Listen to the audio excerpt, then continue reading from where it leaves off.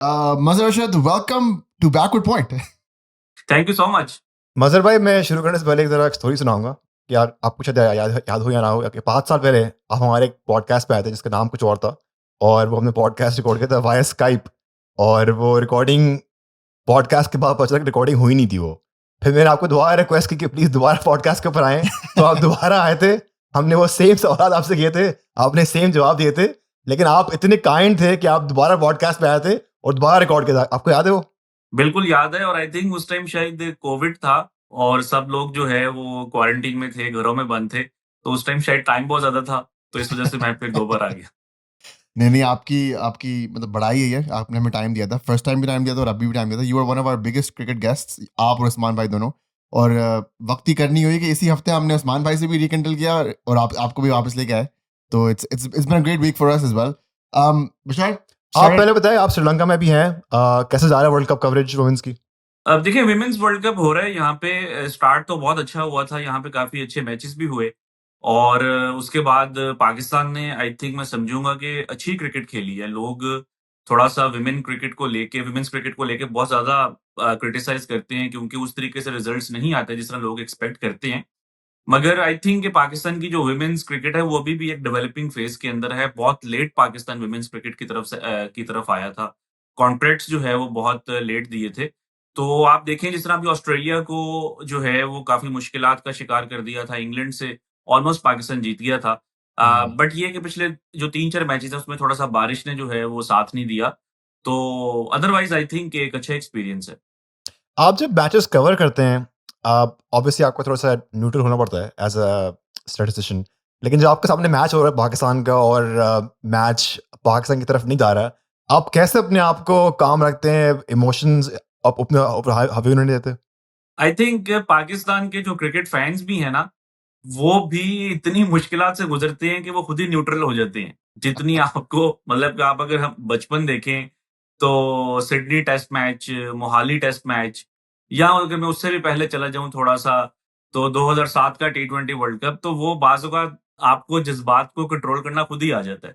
But I think कि जब आप प्रोफ़ेशनली आ जाते हैं किसी चीज़ के अंदर, तो आपको वैसे भी न्यूट्रल होना चाहिए उसमें। ऑब्वियसली अगर आपकी कोई बायस है भी, तो उसको ख़त्म करना चाहिए। तो आई थिंक अब इतना एक्सपीरियंस हो गया है कि आपको आदत हो गई है कि आपने खुद को जो है वो कैसे न्यूट्रल रखना है। मैंने उस्मान भाई से भी ये पूछा था अभी रिसेंटली, क्योंकि उनसे हमारी बात हुई थी कि वो भी काफ़ी टाइम से कर रहे हैं, आप भी काफ़ी टाइम से कर रहे हैं। आई थिंक मैं और बशार थोड़े से नए स्पेस में हैं, तो हमारी जो बायसनेस है वो खुद ही उभर के बाहर आ जाती है। प्लस हमारा जो मीडियम है पॉडकास्ट का, उसमें आपकी ओपिनियंस बड़ी मैटर करती हैं। तो हमारे लिए तो बहुत मुश्किल हो जाता है कि न्यूट्रल रहे, स्पेशली जब इंडिया और पाकिस्तान 3 दफ़ा एक साथ खेल रहे हैं, हाई ऑक्टेन मैचेस हैं, पाकिस्तान बहुत करीब आके मैचेस हार रहा है, डिफरेंट डिफरेंट सिचुएशंस में। इवन द टेस्ट मैच जो ये पाकिस्तान साउथ अफ्रीका का हुआ था, देयर वाज़ अ मोमेंट जो आई वाज़ बीइंग न्यूट्रल कि यार दिस टेस्ट मैच में बड़ा मज़ा आ रहा है, but at the same time I was like यार यहाँ से हार गए ना तो बहुत दिल टूटेगा। आप अपने फीलिंग्स को किस तरीके से मैनेज करते हैं और how are you not negative about Pakistan cricket in general? देखिए, 2 चीज़ें हैं कि आपकी अगर कोई इमोशंस हैं किसी टीम के साथ, तो आई डोंट थिंक कि इवन एक प्रोफेशनल एनवायरनमेंट में किसी टीम को सपोर्ट करना कोई बुरी चीज़ है। ऑब्वियसली आप अगर किसी टीम को फॉलो कर रहे हैं, तो आपकी ये ख्वाहिश होगी कि यार ये टीम जीते। जो हम बात करते हैं न्यूट्रल होने की, वो ये है कि अगर आप कहीं पे अपना कोई ओपिनियन दे रहे हैं, या अगर आपका कोई इस तरह का रोल है जिससे कि लोगों का जो एक परसेप्शन है वो बिल्ड हो सकती है, वो बायस नहीं होनी चाहिए। यानी कि फॉर एग्जांपल, अगर हम इंडिया पाकिस्तान का मैच कर रहे हैं, तो मैं सिर्फ कोई ऐसे स्टैट्स जो है वो देता जाऊं जो कि इंडिया के अगेंस्ट हो, पाकिस्तान की फेवर में हो, ये चीज जो है वो गलत होगी। हुँ, तो आई थिंक, बट ये आप आई थिंक एक्सपेक्ट कर सकते हैं कि बीइंग ए पाकिस्तानी के यार नहीं, पाकिस्तान को जो है वो जीतना चाहिए। बट वो आपका जो प्रोफेशनल एनवायरनमेंट है उसमें बस वो बाइस्ती आनी चाहिए। और हुँ। दूसरा आपने क्या पूछा था? मैंने पूछा था कि आप how do you remain positive? Pakistan cricket एक मतलब हम तो ऐसे दलदल में फँसे हुए हैं। आई थिंक कि क्योंकि मैं जिन लोगों के साथ काम करता हूँ, यानी कि जो कमेंटेटर्स हैं, आप देखेंगे मोस्टली पॉजिटिव बातें करते हैं। जो या दैट्स गुड। दुनिया में जितनी भी ब्रॉडकास्ट होती हैं, वो स्काई की हो या आईसीसी की हो, तो वहाँ पे आपको इस चीज़ का आइडिया होता है कि भाई यू आर सेलिंग क्रिकेट। हुँ, आपने लोगों को क्रिकेट की तरफ लेकर आना है, क्रिकेट से दूर नहीं करना। मगर पाकिस्तान में इस टाइम जो सिचुएशन बनी हुई है, स्पेशली सोशल मीडिया के ऊपर, वो आई मीन शायद लोगों को ब्रेन वॉश कर दिया गया है नेगेटिविटी के साथ, कि इतना ज़्यादा नेगेटिव क्रिटिसिज़्म है, इतनी ज़्यादा नेगेटिव बातें हैं कि जहाँ पे कोई बंदा पॉजिटिव बात करता है, तो उसको जो है वो अब गलत समझा जाता है कि ये तो प्लेयर्स की पीआर कर रहा है या जो है इसका कोई और इंटरेस्ट है।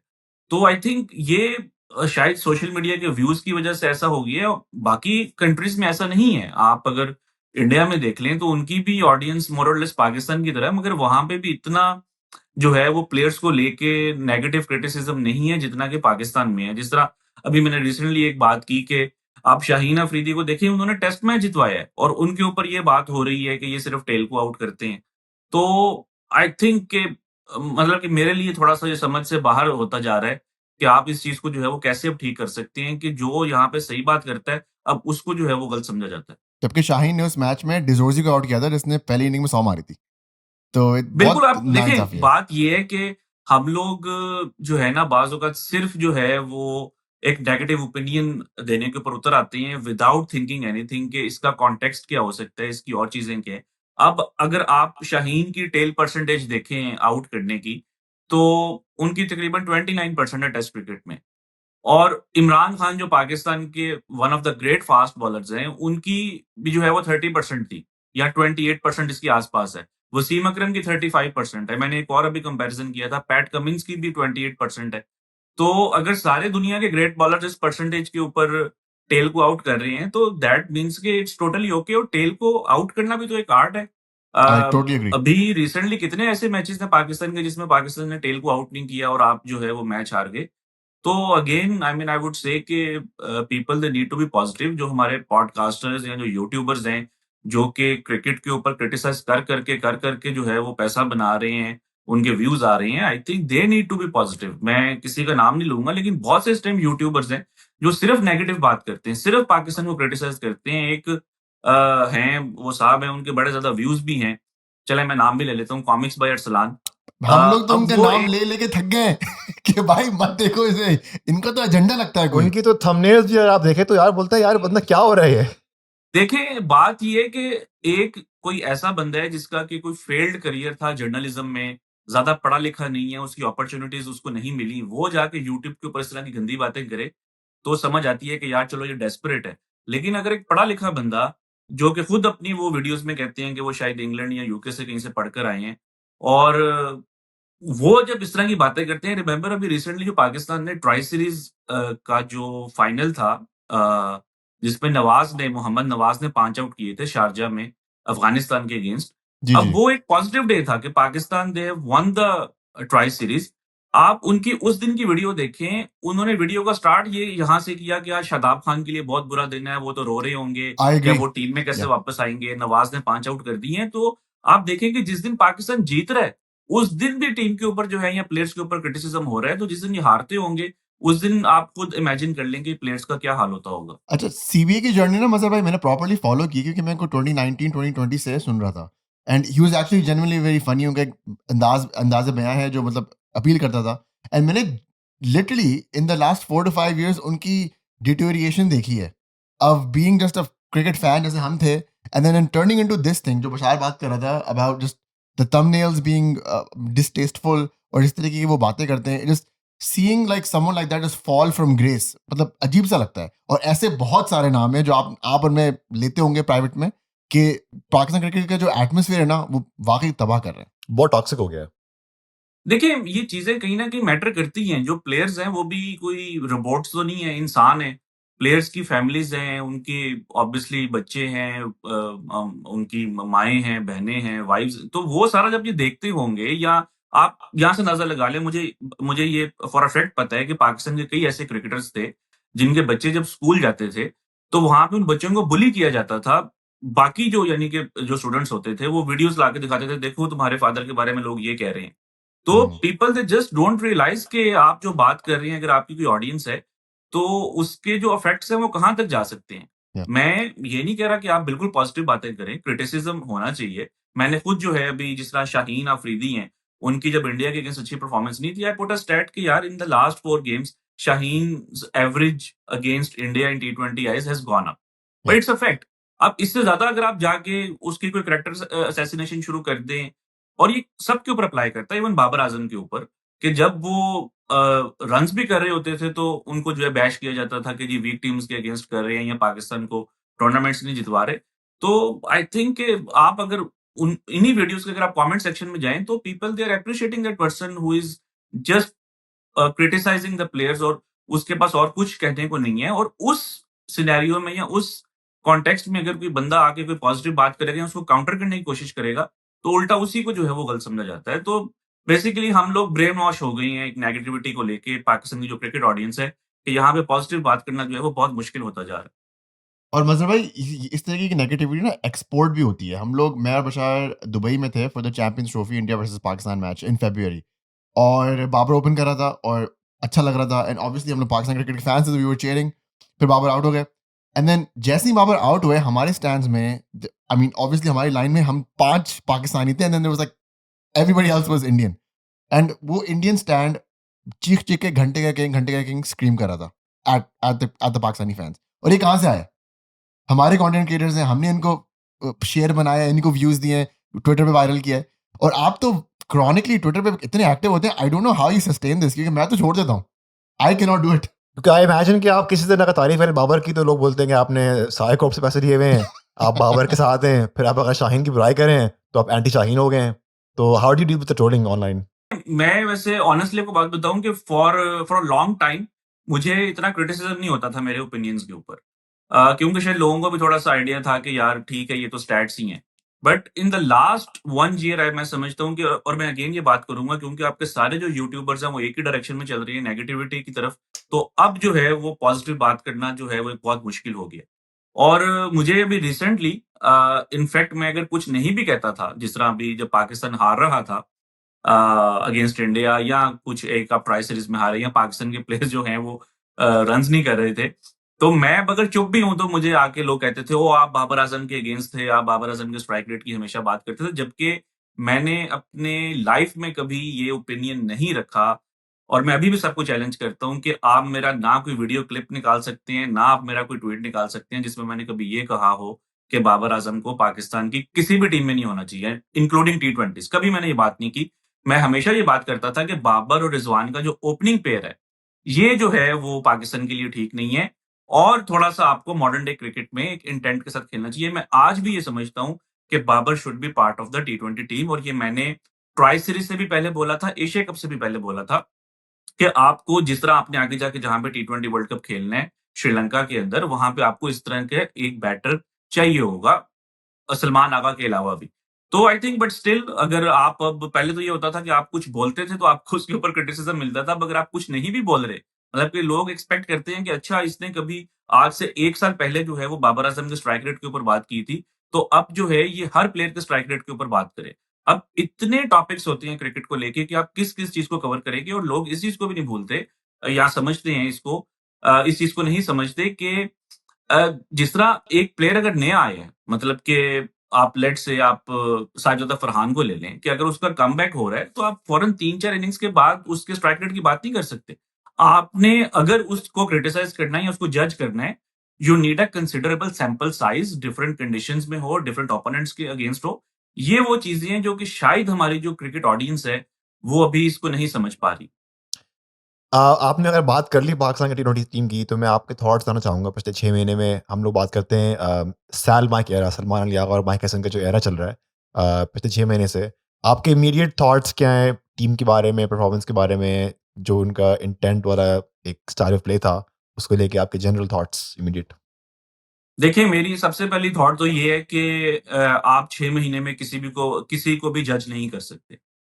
6 महीने में आपने कितनी क्रिकेट खेली है और जो आप खेली भी है उसमें आप मोस्टली क्रिकेट जीते भी हैं। आपने बांग्लादेश को होम पे हराया 3-0 देन आप जो है उसके बाद ठीक है बांग्लादेश में आप एक सीरीज़ हार गए। आप जो है वो ट्राई सीरीज़ जो है वो जीते हैं। बांग्लादेश में जो सीरीज़ आप हारे हैं, क्लोज़ मैचेज़ आप हारे हैं। आप अगर इस एशिया कप को भी ले लें, पाकिस्तान इंडिया से 3 मैच हारा है ना, अगर आप इंडिया की करंट फॉर्म और उनकी करंट टीम देखें, तो they will beat any team in the world. वो ऑस्ट्रेलिया हो या इंग्लैंड हो, मे बी 8 या 9 out of 10 times, specially in these conditions Asia के अंदर। वो आप उनका आईसीसी या जो ग्लोबल जो टूर्नामेंट्स हैं या जो एशिया कप है, आप उनका रिकॉर्ड देख लें। पिछले 3 जो आई थिंक इवेंट्स हैं, उसमें सिर्फ 1 मैच वो हारे हैं।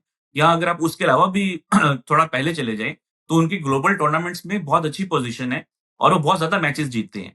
तो उस टीम के अगेंस्ट अगर आप फाइनल तक आ रहे हैं, क्लोज तक अगर आप आ रहे हैं, दैट मीन्स कि you are doing something right. I am not saying कि आप अब सेटल हो जाएंगे, आपने इंडिया से हार रही है। Yes, you should be beating them, you should be winning against them, लेकिन थोड़ा सा देखें कि यार आपने एक दुनिया की बेस्ट टीम को थोड़ा टफ टाइम दी है एंड पे।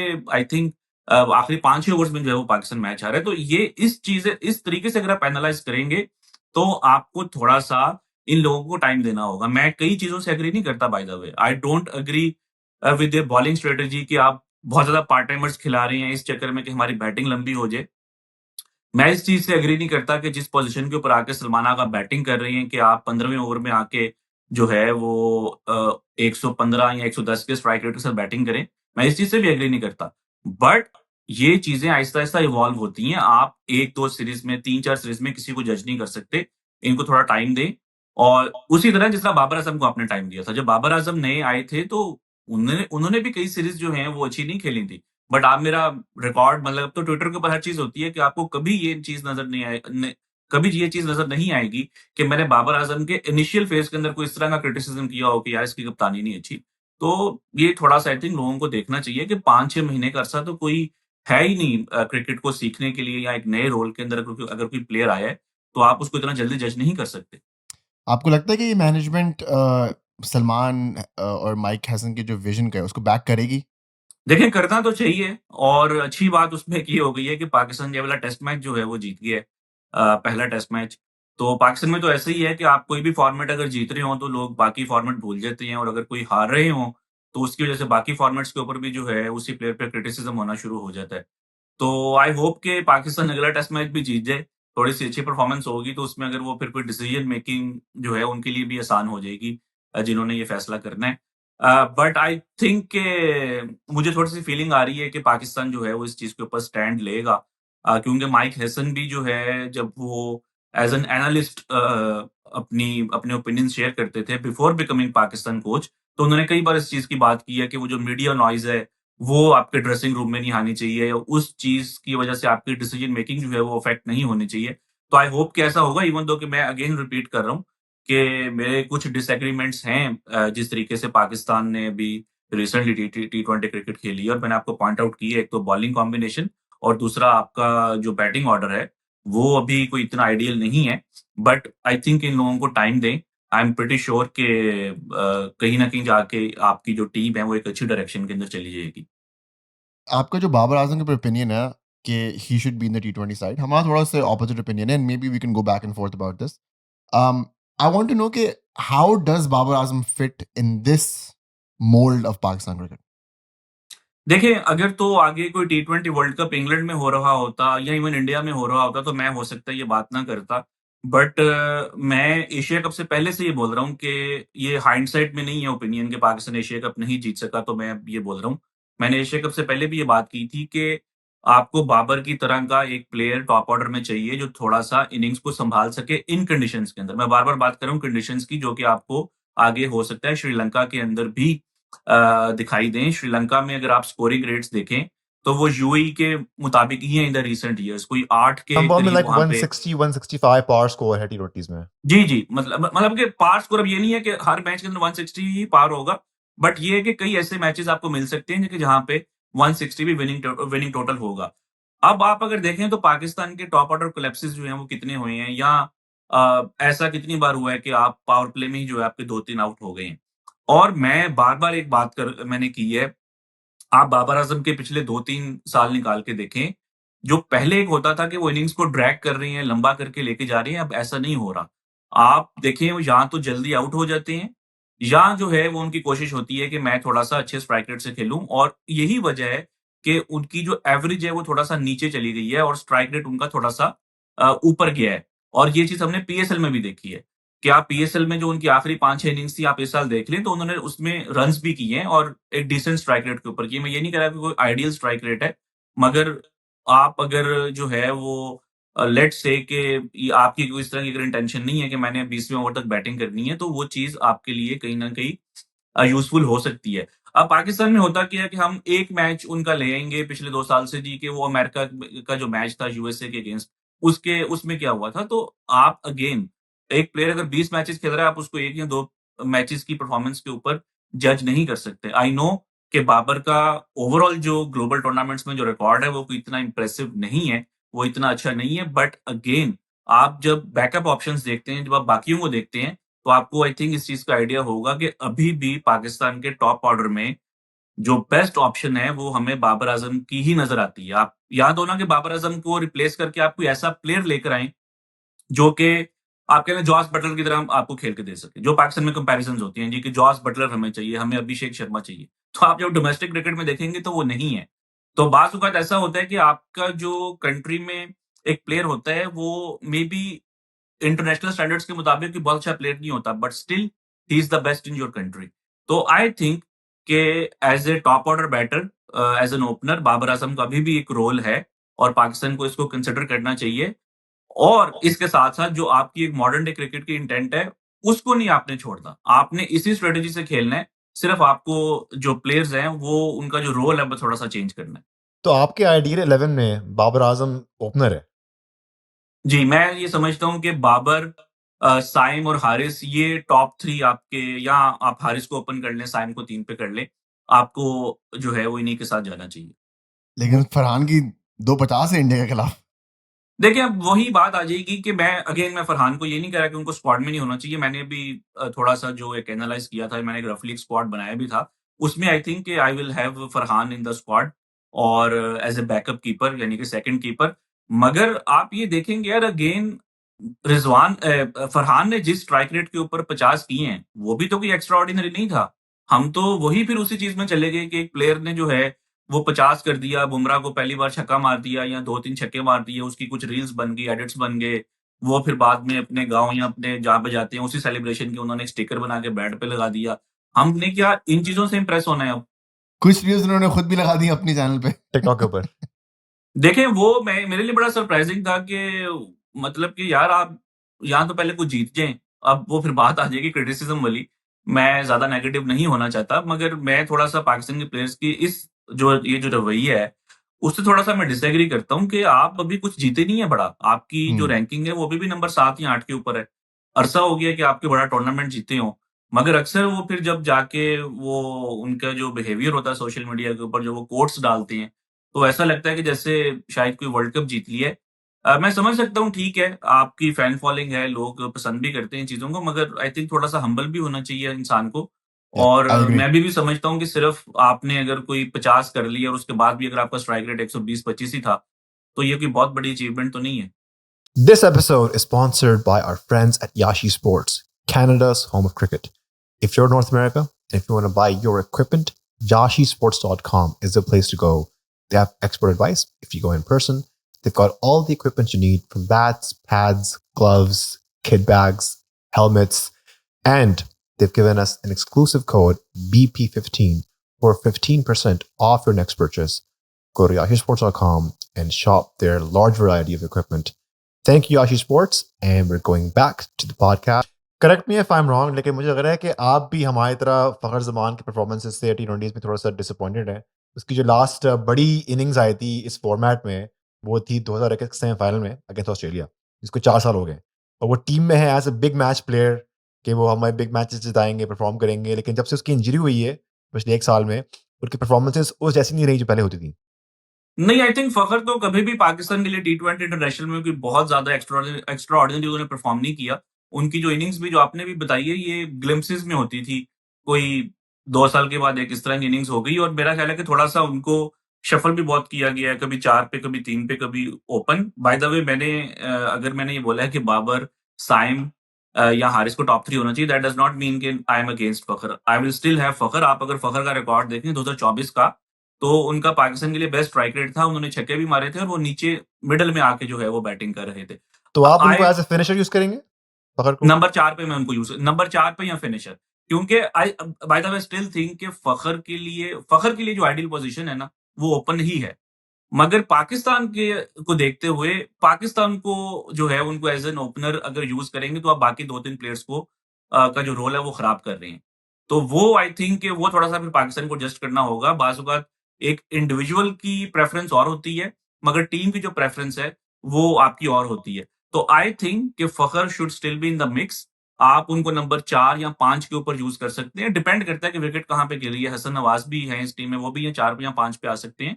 तो उनको आप एज़ अ फिनिशर यूज़ कर सकते हैं क्योंकि पाकिस्तान के पास और कोई ऑप्शंस नहीं है। आप अगर लेट्स से कि मैं ये कहता हूँ कि फ़खर को फिनिशर आप ना यूज़ करें। या अगर कोई कहता है, उनका काउंटर आर्गुमेंट ये है कि जी फ़खर को फिनिशर हमने नहीं यूज़ करना। तो मैं उनसे क्वेश्चन करूँगा कि फिर आपने किसको करना है? आप सलमान आगा को तो नहीं कर सकते, आप हुसैन तलत को उनको तो नहीं कर सकते। बाकी जो आपके प्लेयर्स हैं, they are not tested properly at the likes of Abdul Samad हो गए या इरफान नियाज़ी हो गए। तो आई थिंक कि बेहतर ये है कि आप उस प्लेयर के साथ जाएँ जिसमें थोड़ा-सा पोटेंशियल है या थोड़ा-सा बेहतर पोटेंशियल है।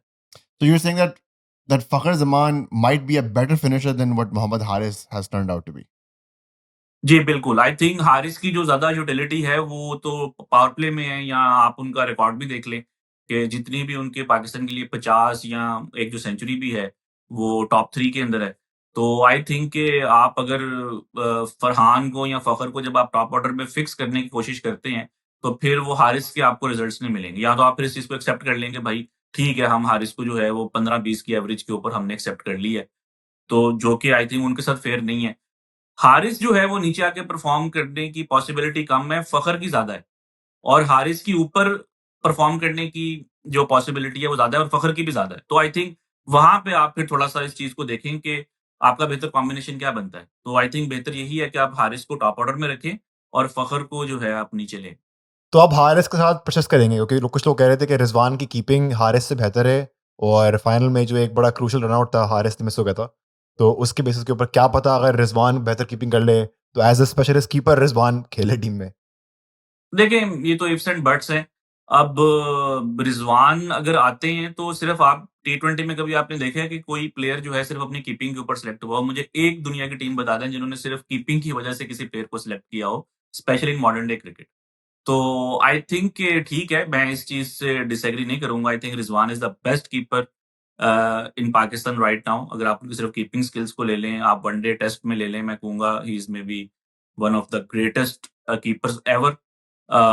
मगर टी20 में अगेन वही बात है कि आपको बाज़-औक़ात अपनी टीम को की प्रेफ़रेंस को देखना होता है।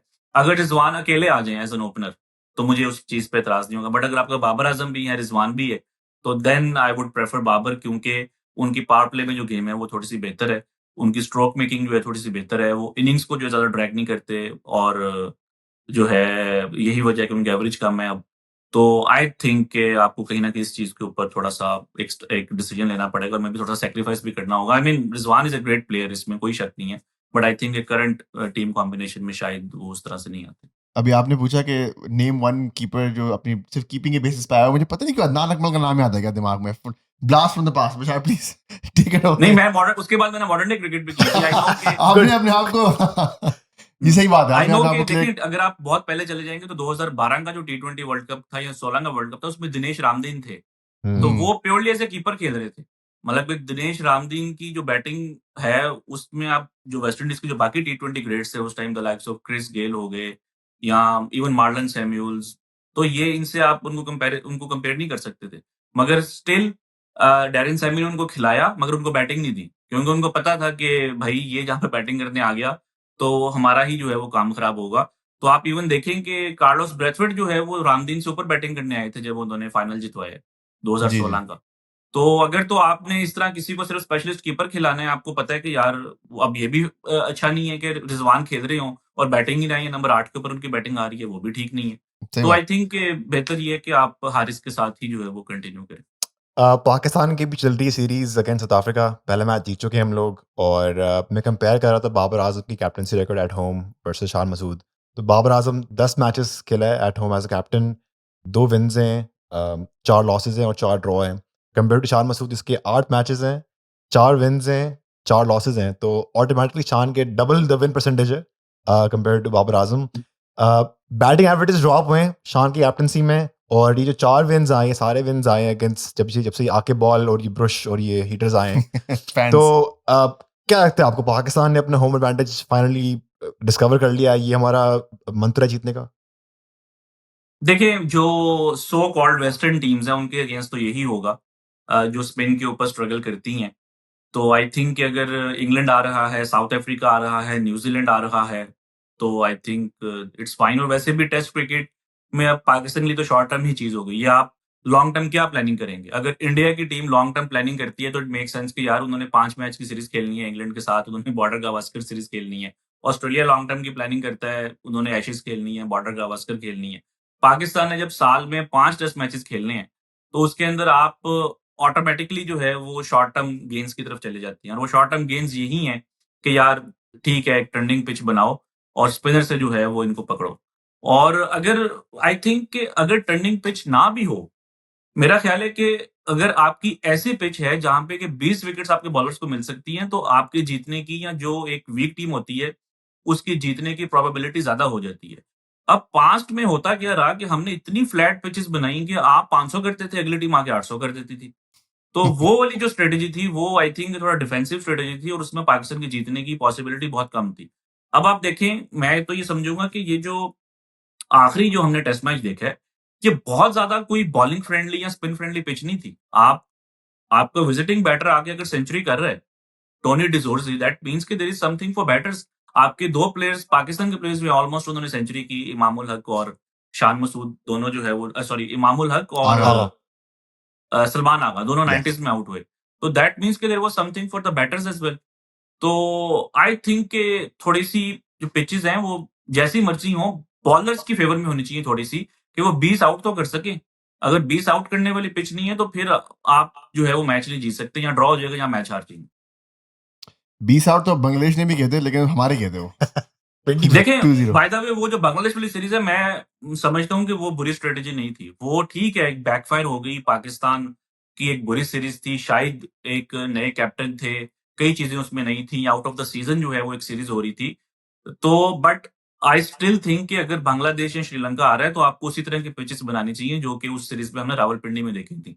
क्योंकि ये दोनों टीम्स ऐसी हैं जिनको कि आप फास्ट बॉलिंग पे फँसा सकते हैं। तो by the even though Pakistan हार गया, but I will still back के वो जो पिचेस थी वो ठीक थी। Oh, counter I guess that works.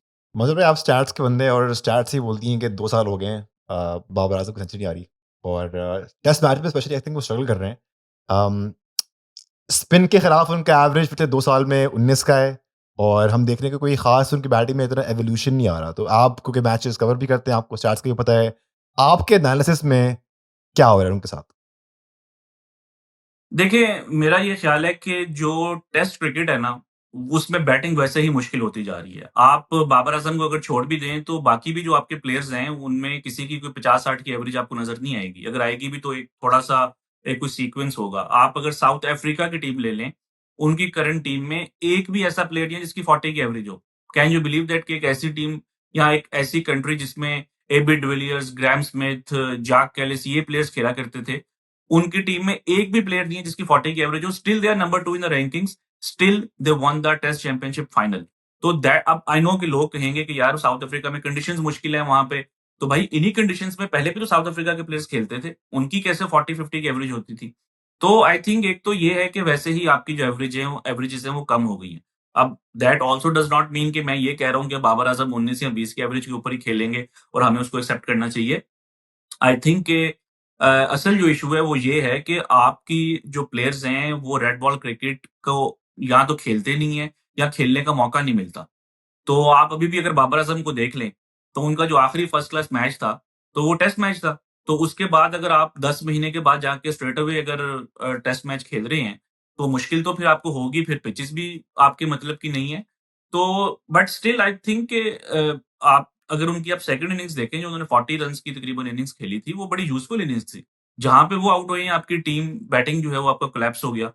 तो आई थिंक कि आप जब ज़्यादा क्रिकेट खेलते हैं टेस्ट क्रिकेट, तो तभी जो है आप एक अच्छे रिदम में आ सकते हैं। जिस तरह बाकी जो टीम्स हैं वो 5-5 टेस्ट मैचेस खेलती हैं। जो 2 खेलती हैं मैंने आपको उनका बता दिया है कि साउथ अफ्रीका की भी करंट टीम में किसी की 40 की एवरेज नहीं है। तो आई थिंक कि वो जो बाबर आज़म को हमने देखा था 2022 तक के 50-60 की एवरेज है, वो तो अब शायद मुश्किल होगा। But in the coming months अगर वो हमें 40 की एवरेज के ऊपर भी रन्स करके दे दें, तो मेरा ख्याल है कि ये चीज़ एक्सेप्टेबल होनी चाहिए। स्पिन के ऊपर नो डाउट वो आउट हुए हैं, बट वो उसमें ये भी एक फैक्टर है कि वो स्पिन को खेले भी बहुत ज़्यादा हैं।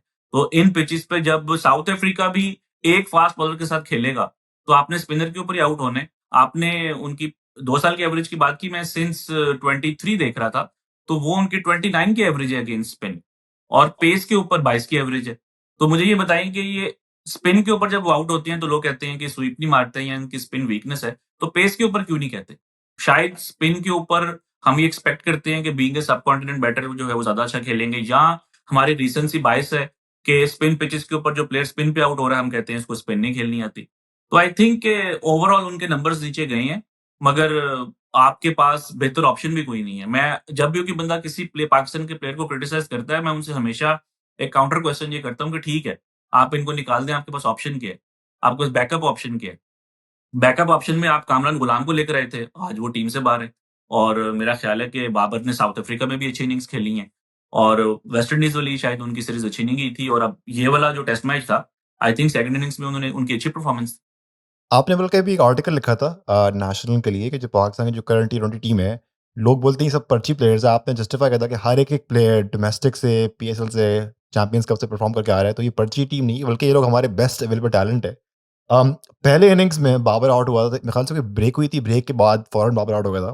तो आपने बहुत अर्से पहले कोई स्टैट निकाला था कि बाबर आजम ब्रेक्स के पहले या ब्रेक्स के फौरन बाद आउट होते रहते थे। कोई अपडेट है उस स्टैट के बारे में कि ये अभी हो रहा है?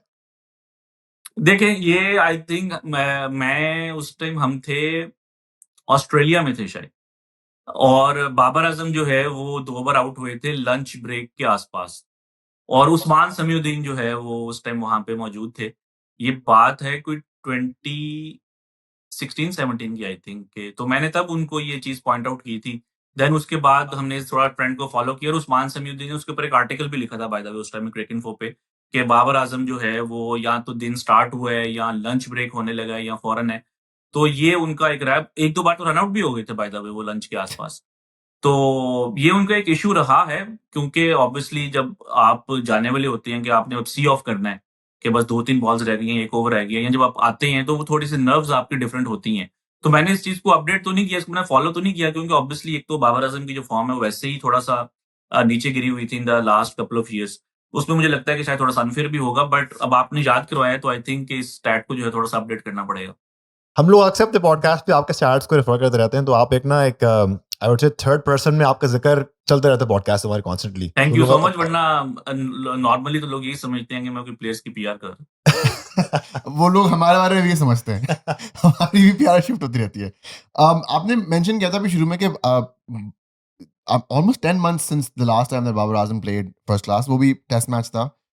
बट इसमें बीच में ये भी था कि देयर हैव बीन अपॉर्चुनिटीज जिसमें बाबर अगर वो खेलना चाहते तो वो खेल सकते थे। हनीफ मोहम्मद ट्रॉफी आई थी, बल्कि अभी इस टेस्ट मैच से पहले अ lot of the Pakistan players were playing first class. I feel like Haris ने सेंचुरी मारी थी, असाइम ने 250 मारी थी फर्स्ट सेकंड इनिंग्स में। A lot of these people were coming from bad form from the Asia Cup as well. Agha की form नहीं लगी हुई थी, उसने आके 50-60 मार दिए थे। But Babar still chose not to play first class. तो इसमें जो मेरी जो मतलब एनालिसिस ये कहती है कि maybe there are some moments जहाँ पे बाबर खुद भी वो इनिशिएटिव नहीं ले पा रहे कि यार मैं may be I will do the extra hours, I will put in some extra minutes in the nets और in first class cricket to better myself. आप इसको किस तरीके से देखते हैं?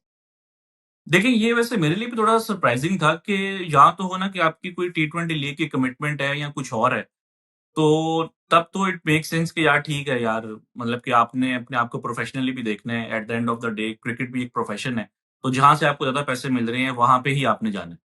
तो वो वाला सीन भी नहीं था, तो थोड़ा-सा मेरे लिए सरप्राइज़िंग था कि बाबर आज़म ने जिस तरह रिज़वान ने भी एक राउंड खेला फर्स्ट क्लास क्रिकेट हुँ। का, हारिस ने भी खेला, आपके बाकी प्लेयर्स भी खेल रहे थे। तो शायद उनको भी खेलना चाहिए था या उससे पहले जिस तरह आपने बात की कि अगर कोई ट्रॉफ़ी थी या कोई इस तरह के मैचेज़ थे।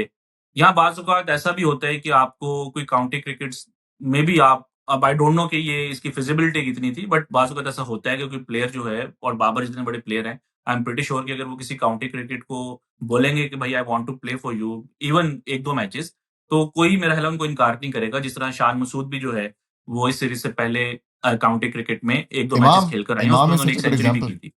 तो आई थिंक ये मैं मेरे लिए भी थोड़ा-सा सरप्राइज़िंग है कि बाबर आज़म ने इन 10 महीनों में जो है वो फर्स्ट क्लास क्रिकेट क्यों नहीं खेली और I mean sadly I don't have an answer for that. But I hope कि फ्यूचर में अगर कोई इस तरह का सिनेरियो आए, तो आई थिंक इवन एक मैच ही क्यों ना हो, वो आपके रिदम के लिए जो है वो इम्पोर्टेंट होता है। मज़हर भाई, आपको हमने हमेशा देखा कमेंट्री बॉक्स के अंदर स्टैट्स प्रोवाइड करते हुए। कभी आपको अपॉर्चुनिटी कोई है किसी टीम के साथ काम करने में, पीसीबी के साथ, किसी फ्रैंचाइज़ लीग के साथ, कभी आपने इसको एक्सप्लोर किया है? देखिए, अपॉर्चुनिटीज तो बहुत थी, मगर मैं खुद इस चीज को अवॉइड करता हूँ क्योंकि अगेन पाकिस्तान में जो किसी भी चीज को जज करने का सैंपल साइज है वो बहुत कम होता है। तो आप अगर किसी एक टीम के साथ 1 साल में हैं, तो लोग ये एक्सपेक्ट करते हैं कि अब ये जो है ना वो चैंपियन बन जाएगी। आई रिमेंबर कि मैं कराची किंग्स के साथ था सिर्फ फॉर देयर ड्राफ्ट, आज से कोई 4-5 साल पहले। और बाय द वे उसमें जो मैं ये नहीं कहूँगा कि मैंने सिलेक्ट किए, हमारे जितने भी थे, जो भी हमारी मैनेजमेंट थी, उसमें जो यंग प्लेयर सिलेक्ट हुए थे, they went on to play for for Pakistan. The likes of Tayyab Tahir थे, उसमें इरफान नियाज़ी थे। उसी के अंदर जो है वो फैसल अकरम थे। तो आई तो आप थिंक कह रहे के हैं कि आपके अंदर एक टैलेंट को परखने की एक आँख है। कौन? आपके अंदर एक टैलेंट को देखने की आँख है। नहीं, नहीं, मेरे अंदर नहीं है। मैं तो सिर्फ़ वो स्टैट्स और नंबर्स की फ़ॉर्म में देख रहा था। और उसके बाद ऑब्वियसली जो आपके कोचेज़ थे, उनसे कंसल्ट करना, आप उनको एक प्रपोज़ल दे सकते हैं। At the end of the day जो आपकी मैनेजमेंट है, वो उनकी कॉल होती है। But obviously they respected my opinions, they respected my suggestions, और उनको कई जगहों पे फ़ॉलो भी किया। अच्छा, लोग ये समझते हैं कि शायद अगर कोई एनालिस्ट आया है, तो पूरी टीम उसने बनानी है। जो एनालिस्ट होता है स्पेशली एक पीएसएल एनवायरनमेंट में, उसका मोस्टली काम आता है जब आपके कोई 12-13 राउंड्स हो गए हो। Mazhar, I'd be very surprised to know if the PCP has never reached out to you because for a very long time, at least in the selection committee, they had Chima Saab, or I think उनको change करके अभी एक नए साहब आए हैं. Have they never been like Mazhar bhai आइए selection committee में, your expertise, plus not only are you like very good at the numbers you bring, you're a fan of the game, you understand the game बहुत एक minute level पे, तो I would feel a lot better अगर आप उस selection committee के एक 1/5 हिस्सा होते. देखिए, जो 2021 का वर्ल्ड कप था, उससे पहले जो है I was part of that setup. तो जो टीम सिलेक्ट हो रही थी टी20 वर्ल्ड कप के लिए 2021 में, उसमें मेरी काफ़ी ज़्यादा इन्वॉल्वमेंट भी थी, इनपुट भी थी। मोहम्मद वसीम उस टाइम सेलेक्टर थे, और कोच जो है वो सकलैन मुश्ताक थे। तो हमारी कई मीटिंग्स भी हुई थी, और हमने फिर एक टीम भी फाइनलाइज़ की थी। उस टाइम पीसीबी ने एक डेटा कंपनी के साथ डील भी की थी। तो I was sort of their representative के हम जो है वो आपको इस तरह की कुछ इन्फॉर्मेशन प्रोवाइड करेंगे। तो हुआ उसमें ये कि हमने टीम सेलेक्ट की एक, और न्यूज़ीलैंड ने जो है वो आना था पाकिस्तान 5 टी20s खेलने, या 5 वनडे से, आई मीन एक व्हाइट बॉल सीरीज़ थी, और वो सीरीज़ हो गई कैंसल। और वो जो न्यूज़ीलैंड की टीम है वापस चली गई, उसको चेंज कर दिया कि नेशनल टी20 में वो टी20 की वर्ल्ड कप की टीम सेलेक्ट हो गई हुई थी। अब वो जितने प्लेयर्स थे, उसमें आज़म खान थे, सोहेब मकसूद थे, खुशदिल शाह थे, उनसे परफ़ॉर्म नहीं हुआ नेशनल टी20 में। तो अब पाकिस्तान में जो है ना वो आपको पता है कि रिएक्शंस जो हैं वो कैसे होते हैं। अब उस एक टूर्नामेंट की फॉर्म, और बाय द वे उस टूर्नामेंट में हुआ क्या था, पाकिस्तान ने पिचेस बनाई थी स्लो, कि हमने जो है वो न्यूज़ीलैंड को एक तो काउंटर करना है, और दूसरा ये कि इसी तरह की पिचेस जो हैं वो यूएई में होंगी। और हमने उसको जो है ना वो उसकी वजह से हमने अब उन स्लो पिचेस पे इन प्लेयर से रन्स नहीं हुए। बाद में कुछ प्लेयर्स की फिटनेस का भी इशू बना दिया गया, और वो 2-3 प्लेयर्स जो है वो बाय द वे मेरा रोल सिर्फ वो एक सिलेक्शन तक था, बिफोर लाइक 1 महीना टूर्नामेंट से पहले। उसके बाद I was out of it, और जब वो उन प्लेयर्स ने परफॉर्म नहीं किया तो वो सारे प्लेयर्स भी चेंज हो गए। देन उसके अंदर जो है वो जो दूसरे प्लेयर्स थे वो आ गए। बट पाकिस्तान ने आई थिंक उसमें अच्छा एक जो प्लेयर था जिसको कि आई थिंक कि मैंने भी बहुत ज़्यादा बोला था, और बाकी लोगों ने भी बहुत कोशिश की कि यार उनको लगता था कि ये प्लेयर ठीक नहीं है, इसको नहीं होना चाहिए। But at the end of the day जब उन्होंने देखा कि भाई कुछ नहीं है, तो आपने अब इसी प्लेयर को लेके जाना है, और वो प्लेयर था आसिफ अली। I knew और आप ये नाम लेने उन्होंने वाले जो हैं. है उस टूर्नामेंट के अंदर आपको 2 मैचेस जितवाए थे, एक न्यूज़ीलैंड के अगेंस्ट और एक अफ़गानिस्तान के Afghanistan. Against. I am not saying कि he came in the team because of me. अगर मैं ना भी होता, तो उन्होंने ही सिलेक्ट होना था, क्योंकि पाकिस्तान में कोई ऑप्शन नहीं थी आपके पास पावर हिटिंग की। And also the management, the likes of Saqlain Mushtaq, Wasim जो सिलेक्टर थे, और बाबर आज़म जो कैप्टन थे, उनको भी बहुत ज़्यादा पसंद थे आसिफ अली, कि उनको भी आइडिया था कि यार जिस दिन ये चल गया, तो ये आपको मैच जितवाएगा। उन्होंने उनको बैक किया, और आपके सामने थे। लेकिन उसके बाद मुझे ये आइडिया हुआ था कि यार पाकिस्तान के एनवायरनमेंट में ना आपके पास कोई मार्जिन नहीं है। आप अगर एक किसी के साथ एक बार हैं, तो नाउ पीपल एक्सपेक्ट कि ये अब आपको चैंपियन बनाएँगे, और अगर आप सेकंड या थर्ड पे भी आ जाते हैं, तो यू आर बैड। तो वो आई थिंक पाकिस्तान में इस तरह का पेशेंस नहीं है, और इस एनवायरनमेंट में मेरे लिए काम करना बहुत मुश्किल है, कि जहाँ पे कि आपके किसी एक छोटे से भी फेलियर को या आपकी जजमेंट को जो है वो एक्सेप्ट ना किया जाए। आप अगर बाकी टीम्स को देखें, उनके जो स्काउट्स हैं, जो एनालिस्ट हैं, वो ऐसा नहीं है कि एक सीरीज में आए और अगले सीरीज में फारे गए। उनको 4-5 साल दिए जाते हैं, उसके बाद वो ये एनालाइज करते हैं कि हाँ भाई, ये 4-5 साल हमारे लिए कैसे गए। तो वो वाला आप देखें, एनालिस्ट तो एक बहुत ही छोटी चीज है। यहाँ पे जो कैप्टन है वो एक सीरीज के बाद चेंज हो जाता है। उस पे आते हैं अभी। अभी हम लोग बात कर रहे थे कि क्या पीसीबी ने कभी आपको रीच आउट किया, कभी आपने रीच आउट किया किसी प्लेयर को, किसी कैप्टन को, किसी कोच को कि यार ये मुझे स्टार्ट दिखा है, मुझे अगर मैं इसको साथ शेयर करूंगा कि क्या पता उसकी कोई हेल्प हो जाए, कभी आपने क्या शेयर अपनी तरफ से? बहुत बार किया है, लेकिन आई थिंक उसमें थोड़ा-सा वो फिर एक प्राइवेसी वाला एलिमेंट आ जाता है और बाज़-औक़ात उन्होंने उस चीज़ को रिगार्ड भी किया है, बाज़-औक़ात आगे से 2 बातें भी सुनाई हैं कि नहीं यार, ये जो डेटा है ये कि तो लेकिन एक मैं आपको फ़नी बात बताऊँगा कि 2000 आई थिंक 17-18 की बात है, तो यासिर शाह जो है वो लाहौर कलंदर्स में खेल रहे थे, दुबई में तब होती थी पीएसएल। तो मैंने कोई ना उनका आई थिंक मैच था पेशावर के साथ, मुझे अब एग्ज़ैक्टली याद नहीं है, मैंने कोई ट्वीट कर दिया कि पेशावर के जितने भी प्लेयर्स हैं ना, उनका लेग स्पिन पे रिकॉर्ड बहुत अच्छा है। तो और हसान खान जो है उनके पास हैं, वो लेफ्ट आर्म स्पिनर हैं, तो मैंने कोई इस तरह की बात की थी। तो यासिर शाह को ड्रॉप कर दिया उन्होंने। अब पता नहीं वो उस मेबी उन्होंने वैसे ही करना हो या उनके पास भी तो डेटा होगा ही, तो मेबी उन्होंने अपनी मर्ज़ी से किया हो। तो यासिर शाह ने ट उस मैच के बाद आके मुझे बोला कि भाई तुम किस तरह के ट्वीट कर देते हो, मुझे तो उन्होंने ड्रॉप कर दिया। तो मैंने उनको समझाया, मैंने कहा भाई वो ज़रूरी नहीं है कि उन्होंने मेरी चीज़ पढ़ के जो है वो किया हो। हो सकता है उनके पास भी इस तरह का डेटा हो, बट आई थिंक इस तरह होता है, बाज़-औक़ात आप किसी प्लेयर के साथ इस तरह की इन्फॉर्मेशन शेयर कर देते होते हैं, तो वो बाज़-औक़ात यूज़फुल होती है, बाज़-औक़ात आप वो नहीं भी उस चीज़ को एक्सेप्ट करते। अभी as when we are recording this, तो हमारे यहाँ संडे हो रही है और आपके यहाँ संडे की शायद सुबह हो रही है। मंडे को अल्टीमेटम दिया गया है कि व्हाइट बॉल का जो कैप्टन है, उसके ऊपर एक फाइनल डिस्कशन होगी। हम this is a very surprising news for us. This is why I mentioned कि अभी अब आते हैं कैप्टेंसी के ऊपर भी, कि I thought Rizwan was a genuinely good captain for ODIs. 2 away series जितवाई साउथ अफ्रीका में एंड ऑस्ट्रेलिया में।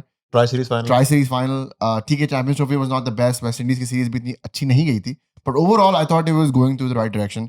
How do you take this move कि ये अब फिर रीशफलिंग हो रही है right before a major event? What is your opinion on this? देखिए, मेजर इवेंट तो अभी नहीं है कोई ओडीआई का। आई थिंक हाँ, ओडीआई का ओडीआई। जो अगला मेजर इवेंट है वो तो 2027 का वर्ल्ड कप है। तो अगर तो आपकी ये प्लानिंग है कि हमें एक ऐसा प्लेयर चाहिए 2027 के वर्ल्ड कप को देखते हुए, तो I think there is some merit to it. और इंडिया ने भी अभी यही किया है कि आप तो रिजवान की बात कर रहे हैं ना, इंडिया के जो कैप्टन थे रोहित शर्मा, उन्होंने तो ट्रॉफीज जितवाई हैं व्हाइट बॉल में। टी20 वर्ल्ड कप जीते, चैंपियंस ट्रॉफी जीते, ऑलमोस्ट हर सीरीज वो जीतते हैं। Still they are going for the change. तो अगर तो आपकी प्लानिंग ये है कि हमें 2027 के वर्ल्ड कप के लिए एक कैप्टन को तैयार करना है और आपको ये लग रहा है कि शायद 2027 तक रिजवान में भी कंटिन्यू नहीं कर सकते, तो आई थिंक ये it's an important discussion to have, और फिर एक आपको जेन्युइन रीजन नजर आ रही है। ये आई थिंक उनको फाइनलाइज करना है कि क्या रिजवान 2027 के वर्ल्ड कप के प्लान्स में है या नहीं। या चलो अगर है भी, तो अभी रिसेंट टाइम्स में जिस तरह देखें चैंपियंस ट्रॉफी था, उसमें आप एक स्पिनर के साथ खेल रहे थे। आपके स्क्वाड के अंदर एक ही स्पिनर थे, अबरार आई थिंक। और एक तो ओपनर। क्या चीज? एक स्पिनर और एक ओपनर।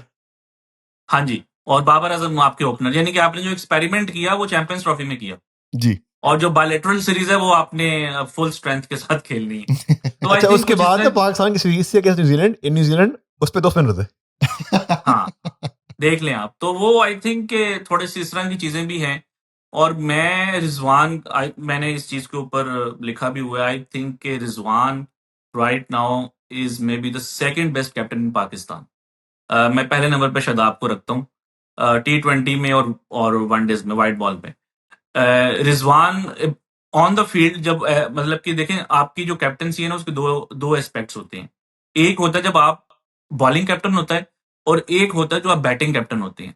तो रिजवान की जो बॉलिंग कैप्टन है उसका तो मैं बहुत बड़ा फैन हूँ। मतलब कि जो उनकी बॉलिंग कैप्टनसी है, जिस तरीके से वो चेंजेस करते हैं, मतलब कि आप जो भी उनके पास 11 होगी ना, उसमें वो आपको जो है ना एक अच्छी टीम खिला के दे सकते हैं, फाइट कर सकते हैं। अब अगर आप उनको स्पिनर ही एक देंगे 15 के अंदर, वो एक डिफरेंट चीज है। मगर जो उनके पास अवेलेबल 15 हैं, उसमें से जो उन्होंने 11 खिलाई हैं, वो आई थिंक उसके अच्छे कैप्टन है। बैटिंग ऑर्डर में जो है मेरे थोड़े से जो है वो डिफरेंस ऑफ ओपिनियन है। आई डोंट थिंक रिजवान को नंबर 4 के ऊपर आके बैटिंग करना चाहिए।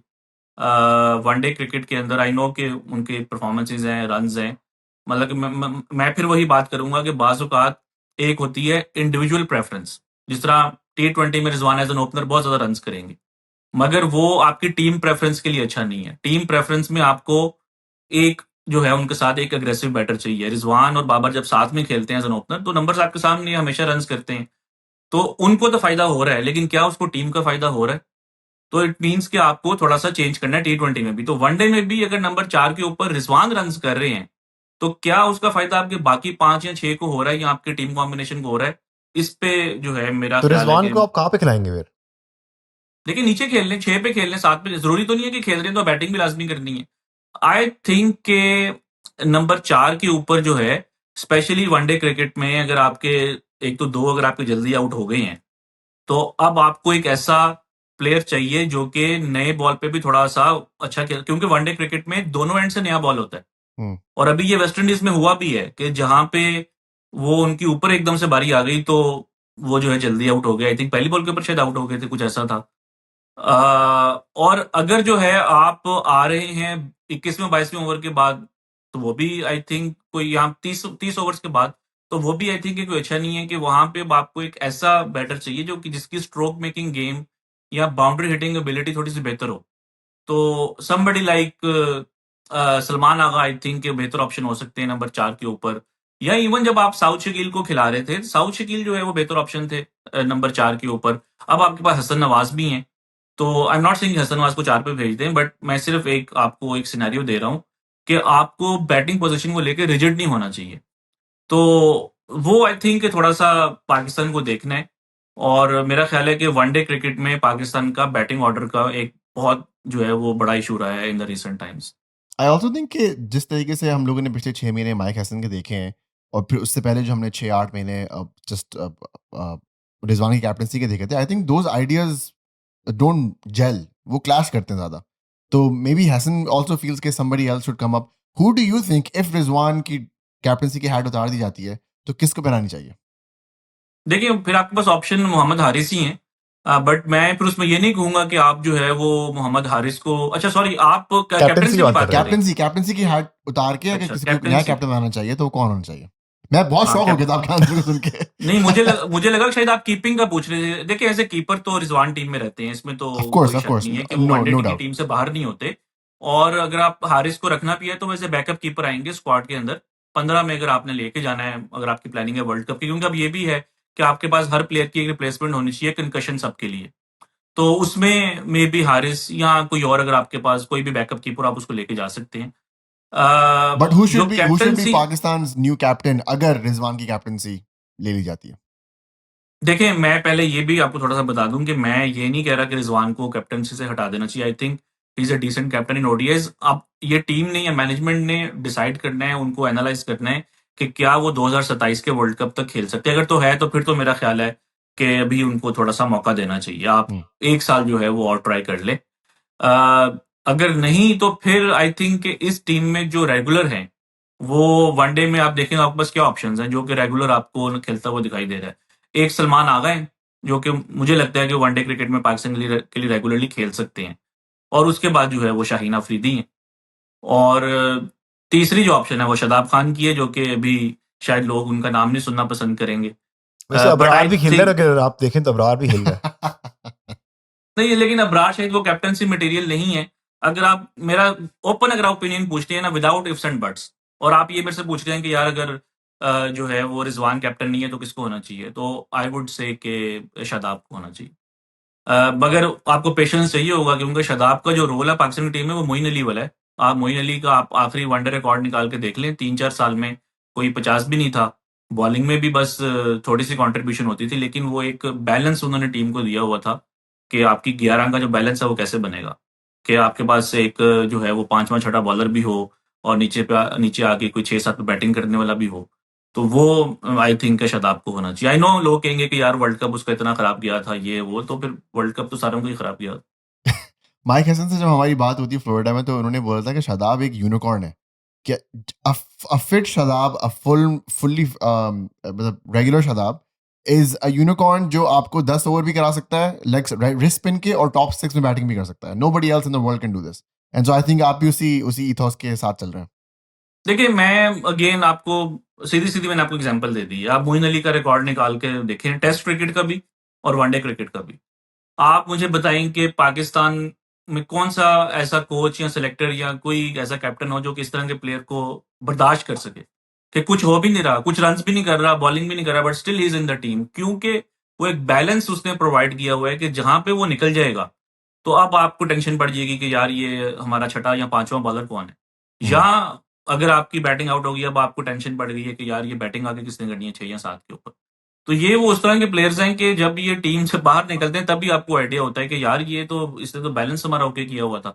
जिस तरह अभी अगर शादाब खान अवेलेबल नहीं थे टी20 में, तो आप उनकी जगह कोई बैट्समैन तो नहीं लेकर आए। आप उनकी जगह कोई स्पिनर तो नहीं लेकर आए।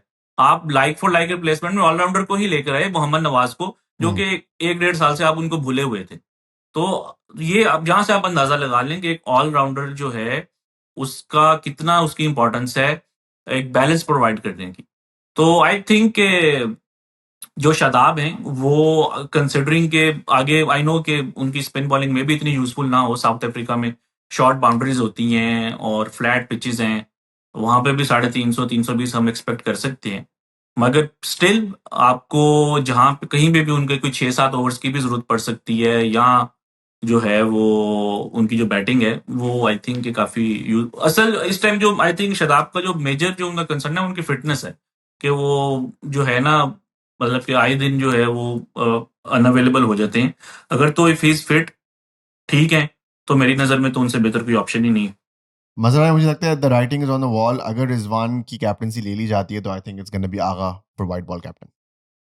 नहीं, लेकिन बात तो शाहीन की चल रही है, जो अभी र्यूमर्स हैं या कुछ न्यूज़ है। वो तो ये है कि शाहीन को कैप्टन आई बनाया जा रहा है। आई think it's a curve ball. I think वो शाहीन की बात करके आगा को दे देंगे कि this is I feel like is what is happening in front of us. By देखिए, द टाइम बड़ा दिस इंटरेस्टिंग पॉडकास्ट कम्स होगा, आउट. क्योंकि देखिए, आगा तो अंडर प्रेशर है टी20 में। अभी तो ये बातें चल रही हैं कि क्या टी20 में, और आई पर्सनली थिंक कि उनको जो उन्होंने अपने आप को रोल असाइन कर दी है, आप कैसे उनको नंबर 5 के ऊपर खिला सकते हैं, 6 के ऊपर 15वें ओवर में आप आके बैटिंग कर रहे हैं।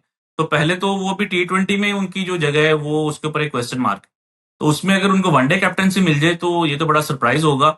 शाहीन का ये है मुझे कि एक तो ये है कि शाहीन का कोई जो है ना, वनडे क्रिकेट में भी आप देखें, तो आपको कहीं न कहीं प्लेयर्स को रेस्ट करवाना पड़ जाता है। आई नो कि पाकिस्तान वनडे क्रिकेट ज़्यादा नहीं खेलता, बट ये है कि वो ये ना हो कि लास्ट टाइम की तरह अब उनके वर्कलोड, जब वो कैप्टन थे टी20 के, तो उनको टेस्ट मैच में बिठा दिया था सिडनी के अंदर।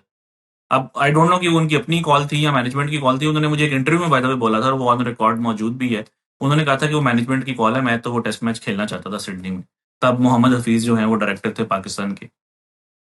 तो ये आप ये देख लें कि वो उनको इस वजह से बिठाया गया था, या जो भी रीज़न थी, कि उन्होंने उसके बाद 5 टी20s में पाकिस्तान की कप्तानी करनी थी न्यूज़ीलैंड में। तो उस चीज़ को देखते हुए वर्कलोड के मैनेजमेंट में आपने उनको टेस्ट मैच से जो है वो फ़ारिग कर दिया।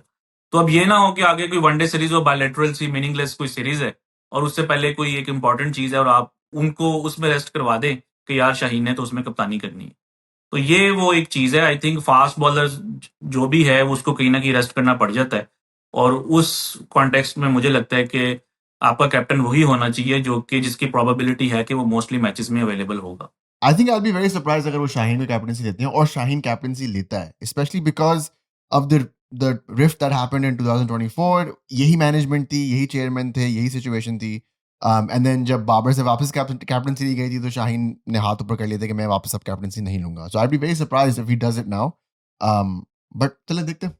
आपका अपना काफ़ी टाइम ले लिया है। हमने अपने पेट्रन्स को बताया था कि आप हमारे पॉडकास्ट के ऊपर आ रहे हैं, तो उन्होंने काफ़ी क्वेश्चन भेजे थे। उनमें से 1-2 क्वेश्चन लूँगा मैं। द फर्स्ट क्वेश्चन इज़ कि what is the craziest cricket stat that blows your brain every time you think about it? Good question. एक जो स्टैट जो कि मुझे बहुत ज़्यादा फ़ैसिनेट करता है, वो ये है कि टेस्ट क्रिकेट की अगर हिस्ट्री देखें तो वो अब 150 साल की होने वाली है।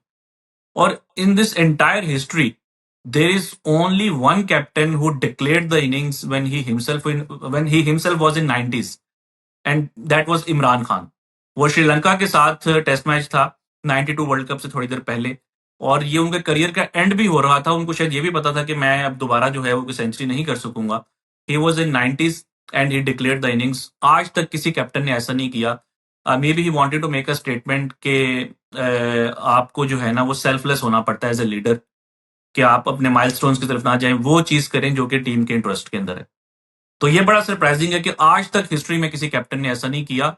और कुछ लोग बाय द वे ये भी कहते हैं कि मे बी वो एक ड्रेसिंग रूम एनवायरनमेंट के लिए या एक वो ये भी स्टेटमेंट बनाना चाहते थे या दिखाना चाहते थे, क्योंकि उन्होंने एक बार इनिंग्स को डिक्लेयर कर दिया था when Javed Miandad was closing in on a triple century against India. I think 280 किया था जावेद मियांदाद ने। तो वो भी एक था कि भाई जो माइलस्टोन्स हैं उनकी कोई इंपॉर्टेंस नहीं है अगर वो आपको जितवा नहीं रहे। और यही मैंने भी जो बात की थी कि जो आपने जब बात की थी साहिब फरहान की, तो मैंने कहा यार ठीक है उन्होंने 250 की हैं, बुमराह को छक्के मारे हैं, लेकिन टीम क्या आपकी जीती है? तो माइलस्टोन्स ठीक है, इंपॉर्टेंट है, लेकिन टीम से बढ़ के जो है वो कोई चीज नहीं है। That was a question from Mohammad Ammar. Fahad Zaidi का क्वेश्चन लेते हैं. What is cricket's money ball moment? Money ball देखी आपने by the way? जी जी, आई तो थिंक उसमें मनी बॉल एक ऐसी मूवी है जिसका बेसबॉल से ज्यादा क्रिकेट में जिक्र होता है। Yeah, I agree. I would love to see a money ball version of cricket actually, क्योंकि वहां पे बहुत सारे stats apply कर सकते हैं. लेकिन फहद का क्वेश्चन है कि what is cricket's money ball moment? Is it lowering dot ball percentage? Is there a key stat that you think if Pakistan cricket team improves, it will catapult them into dominating shorter formats where they are struggling the most right now? I think it's about impact, कि आप इस चीज को analyse करें कि एक player अगर 50 run कर रहा है, 50 रन कर रहा है, उसकी विनिंग प्रोबेबिलिटी या उसका विनिंग इम्पैक्ट ज्यादा है, या एक वो प्लेयर जो कि 10 गेंदों के ऊपर आके 25 रन की इनिंग्स खेल रहा है उसका इम्पैक्ट ज्यादा है। और ये चीज मे बी अभी हमारे पाकिस्तान में जो है वो शायद इस चीज को ना इतना नोटिस किया हो, मगर बाकी जो टीम्स हैं वो already they are working on it. उनका अब मॉडल ये है कि कम बॉल्स के ऊपर आपने कंट्रीब्यूशन करके देखनी है। अभी आप अगर देखें रिसेंटली आपको बहुत से ऐसे मैचेस नजर आएंगे जिसमें किसी टीम ने 190 की है, 200 की है, 210 की है, मगर उसमें एक भी 50 नहीं है। तो वो अब आप जा रहे हैं कि कम बॉल्स लें और अच्छे स्ट्राइक रेट पे खेल के। अब अगेन ये वो मॉडल है जिसको के एक्सेप्ट करने के लिए आपको एक कंसिडरेबल सैंपल साइज चाहिए। ये जो एशिया कप में पिचेस थी 150 160 वाली, वहां पे ये चीज एप्लीकेबल नहीं है, और दैट्स व्हाई आई थिंक आपको फ्लेक्सिबल होना चाहिए। मगर at the end of the day आप अगर देखेंगे तो आपको ये आइडिया होगा कि जो हाई स्ट्राइक की जो कॉन्ट्रीब्यूशन हैं वो आपको ज्यादा मैचेस जितवाती हैं। High impactful cameos over long innings. No आप ये कह रहे हैं. देखें, अगर 40 रन की इनिंग्स खेल रहे हैं तो मैं नहीं समझता कि वो T20 में कैमियो है। मतलब कि 40 रन जो है हाँ, अगर कोई 15-20 रन है उसको आप कैमियो कह सकते हैं। मगर आप उसमें भी देखें कि आपको बहुत सी, जिस तरह आसिफ अली की एग्जांपल ले लें कि वो 150 वाला मैच था, जो अफगानिस्तान वाला मैच था, वो 150 पाकिस्तान चेस कर रहा था, और ऊपर से आपके जो बैटर्स हैं वो एक इस स्ट्राइक रेट पे बैटिंग कर रहे थे कि आप एंड पे मुश्किल में पड़ गए थे, आपको 2 ओवर्स में 24 रन चाहिए थे। और आसिफ अली ने जो है वो एक और मैच फिनिश कर दिया and he was named player of the match, and I think he batted only 7 और 8 बॉल्स इन दैट गेम। तो आप 7-8 बॉल्स खेल के भी मैन ऑफ द मैच हो सकते हैं। वेरी ग्रेट स्टार्ट मजहर भाई. मैं दुआ करता हूँ फर्स्टली कि ये पूरा सेगमेंट रिकॉर्ड हो रहा हो ताकि हम आपको फिर से लेके आए, डीजा वू ना हो आपके साथ. And secondly very very very appreciate your time. आप अभी आईसीसी वर्ल्ड कप में you're managing that, you're working that, but you still took time for us. Really appreciate that. Thank you so much. Most welcome.